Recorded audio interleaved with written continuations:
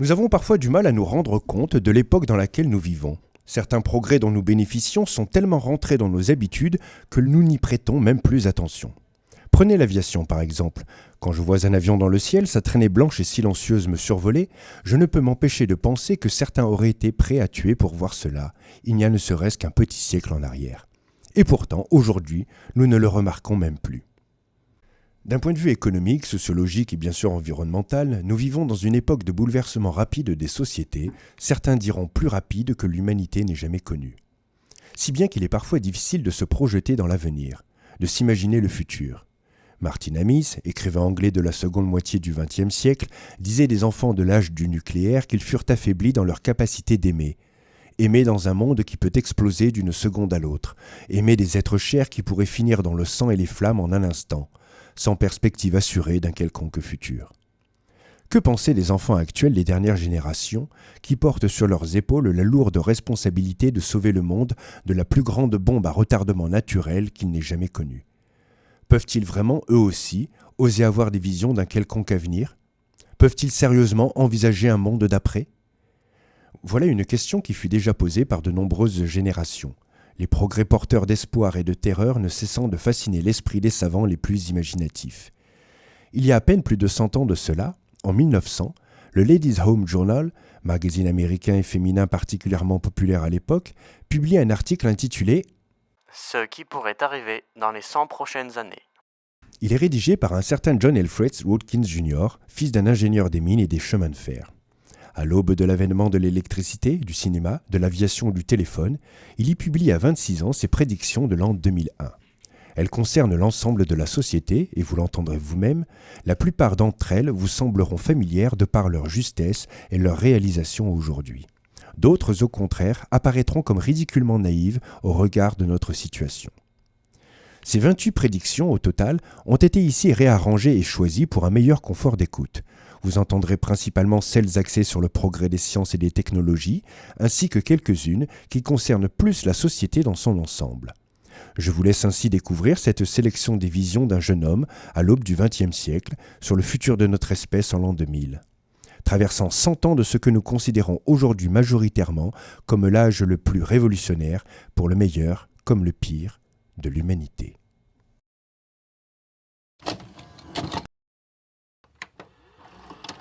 Ce qui pourrait arriver dans les 100 prochaines années par John Alfred Watkins Jr. de Ladies' Home Journal, volume 18, numéro 1, Philadelphie, décembre 1900.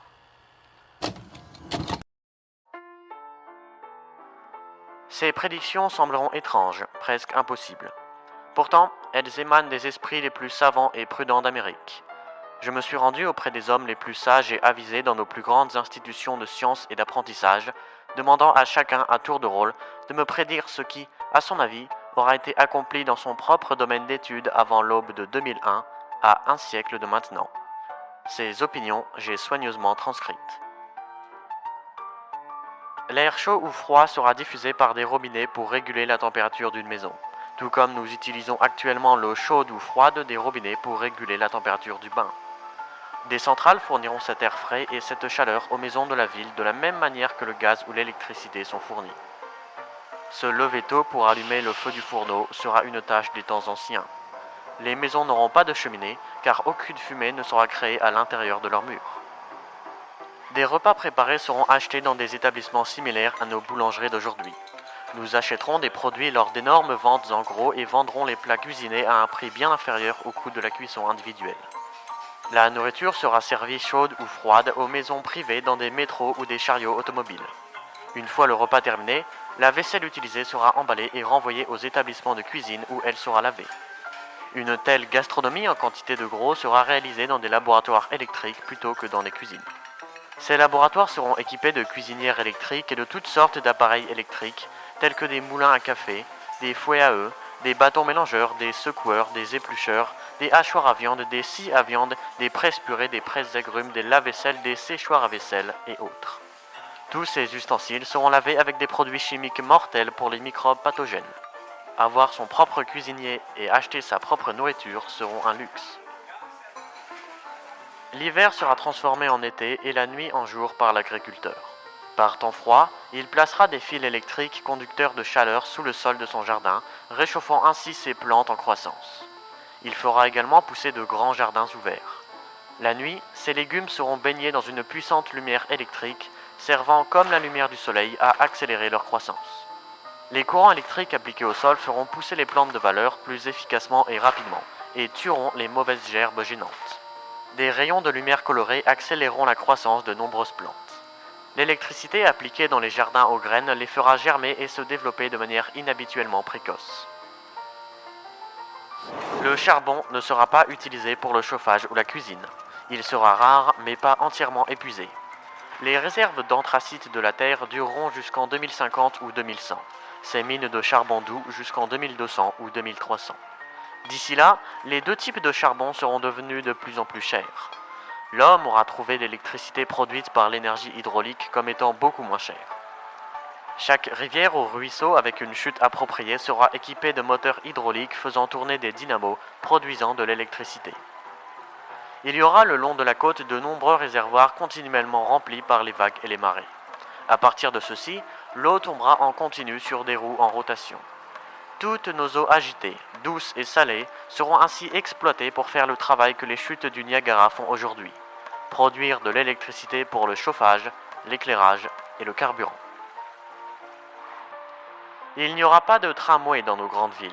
Tous les déplacements hâtifs se feront en dessous ou au-dessus du sol lorsqu'ils seront à l'intérieur de l'enceinte de la ville. Dans la plupart des villes, cela se limitera à de larges souterrains ou tunnels bien éclairés et bien ventilés, ou à de hauts viaducs avec des tapis roulants menant au sommet. Ces rues souterraines ou en hauteur regorgeront de grands autocars aux roues rembourrées, emportant passagers et marchandises. Les souterrains ou viaducs seront réservés aux trains à grande vitesse. Les villes, par conséquent, seront libres de tout bruit. Les trains rouleront habituellement à 3 km par minute, les trains à grande vitesse à 240 km par heure. Il faudra une journée pour se rendre de New York à San Francisco et une nuit en train à grande vitesse. Il y aura des locomotives électriques en forme de cigare tirant de longues chaînes de wagons. Les wagons seront, comme les maisons, refroidis artificiellement. Le long des voies ferrées, il n'y aura ni fumée ni cendre, car le charbon ne sera ni transporté ni brûlé. Il n'y aura pas d'arrêt pour se ressourcer en eau. Les passagers voyageront à travers des régions chaudes ou poussiéreuses avec les fenêtres fermées. Il y aura des dirigeables, mais ils ne rivaliseront pas avec succès aux voitures terrestres et navires de transport de passagers ou de marchandises. Ils seront entretenus en tant que redoutables vaisseaux de guerre par toutes les nations militaires. Certains transporteront des hommes et du fret. D'autres seront utilisés par des scientifiques faisant des observations à grande altitude au-dessus de la Terre. Une éducation universitaire sera gratuite pour chaque homme et chaque femme. Plusieurs grandes universités nationales auront été établies. Les enfants étudieront une grammaire anglaise simple adaptée à l'anglais simplifié et non copiée d'après le latin. Du temps sera économisé en regroupant les études similaires. Seront donnés gratuitement aux étudiants pauvres la pension, des vêtements et des livres s'ils sont ambitieux et réellement dans l'incapacité de subvenir à leurs frais de scolarité et d'université. Des personnels médicaux visitant régulièrement les écoles publiques fourniront aux enfants pauvres des lunettes gratuites, des soins dentaires gratuits et une assistance médicale gratuite de toutes sortes. Les enfants très pauvres recevront, si nécessaire, des trajets aller-retour gratuits pour se rendre à l'école et des déjeuners gratuits entre les séances de cours.